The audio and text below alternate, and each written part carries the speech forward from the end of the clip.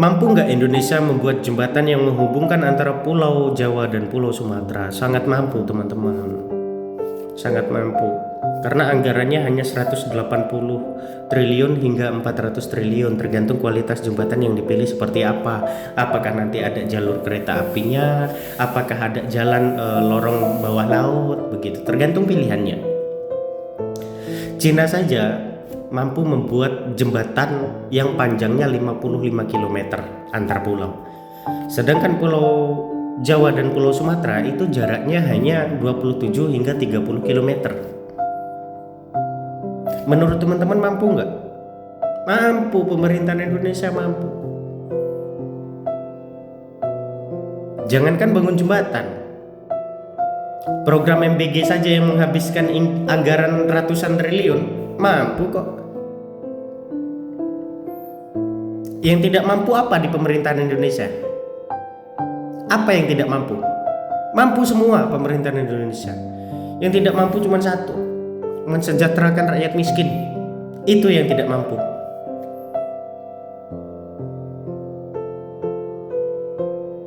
MBG program prioritas, tapi jangan pula anggaran yang dikuras. Alangkah baiknya diseleksi dulu itu penerima MBG. Sisa daripada anggaran manfaatkan untuk kepentingan yang lainnya. Infrastruktur masih banyak PR yang belum terselesaikan.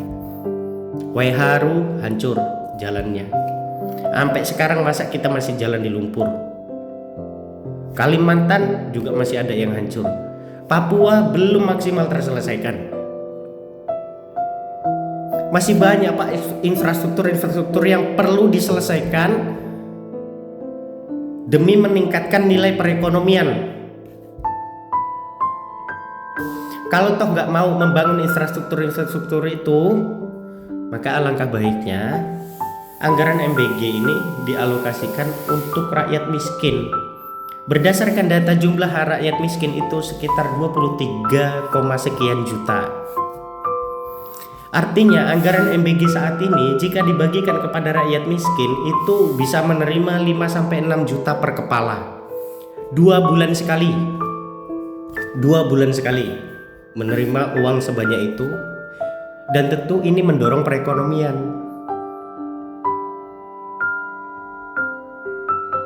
Daya beli masyarakat meningkat.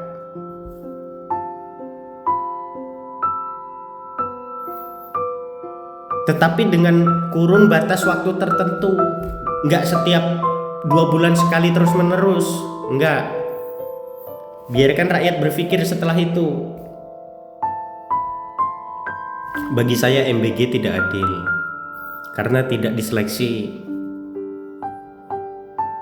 Semua dipukul rata, tanpa melihat miskin kaya. Dari dulu itu yang saya nilai, tidak adil.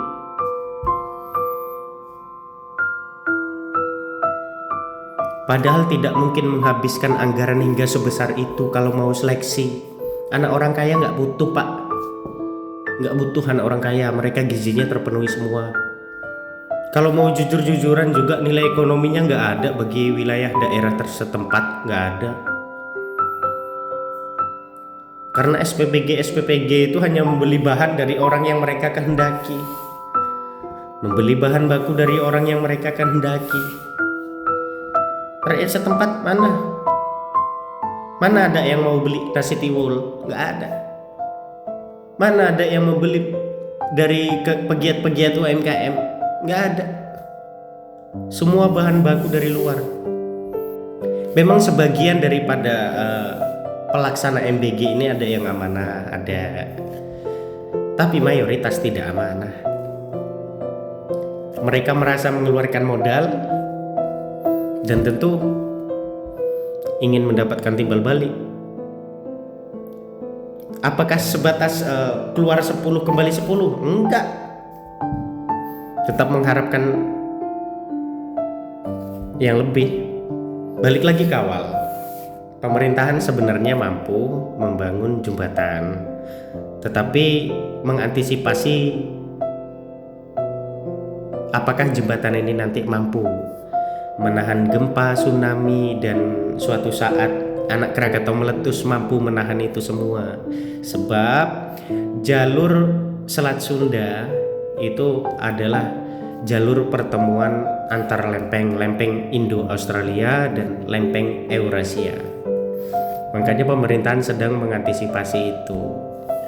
Tetapi kan alangkah baiknya jika anggaran belum bisa untuk membangun jembatan itu, ya manfaatkan untuk kebutuhan yang lain. Kalau memang tidak ingin rakyat miskin, rakyat kelaparan, Pak, buktikan. Bukan berambisi melaksanakan program MBG dan kemudian menjadikan prioritas, tetapi ketika di bawah penerimanya tidak diprioritaskan. Layakkah menerima gizi ini? Kalau seandainya udah diseleksi, Pak, maksimal itu penerimaan gizi untuk anak-anak miskin, maksimal. Tapi kalau dipukul rata semuanya menerima, ya itu semangka tipis.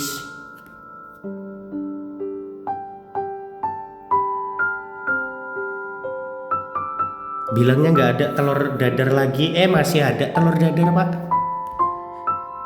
Turun, Pak, jangan cuma melihat atau mendengar informasi dari orang, Pak. Turun. Tapi jangan kasih tahu sama mereka kalau saya mau ke sekolahan A, sekolahan B, sekolahan C, jangan. Karena pasti mereka mempersiapkan segalanya. Turun aja langsung. Sidak.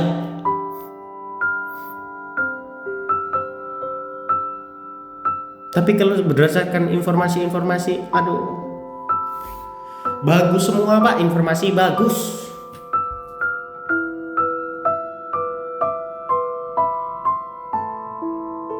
Ngomongmu kok kemana-mana. Iya, saya sengaja memutar-mutar kepala kita biar sadar. Jangan kita bersembunyi di balik tameng program mulia. Tetapi realitanya jumlah rakyat miskin,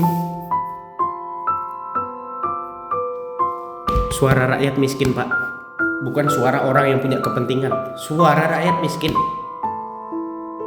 Bapak katanya mau mendengarkan saran dari siapa saja. Ini saran saya, Pak. Jangan habiskan anggaran, jangan kuras anggaran untuk program yang katanya meningkatkan gizi anak, tetapi pelaksanaannya bagi saya tidak adil.